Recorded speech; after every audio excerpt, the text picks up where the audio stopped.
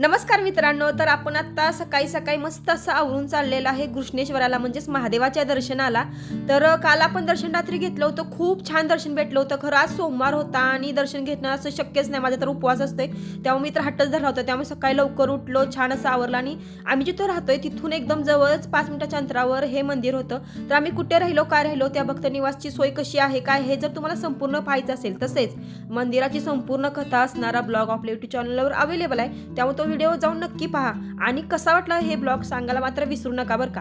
तर आम्ही मस्तपैकी बेलपत्र वगैरे तिथलं सगळं घेतलं सोमवार असल्यामुळे आणि दर्शनाला गेलो. दर्शन खूप छान झालं. बाहेरच्या बाजूला भरपूर अशी तुम्हाला प्रसाद वगैरे काय घ्यायचं असेल तर भरपूर अशी दुकानं आहे, तिथं तुम्ही घेऊ शकता.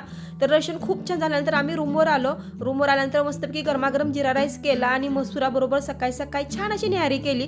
तर ह्यानंतरच आमचं पुढचं प्लॅनिंग होतं की आम्हाला जायचं होतं वेरुळ लेणी बघायला. चला तर आम्ही मस्तपैकी चाललोय आता वेरुळ लेणी पाहायला.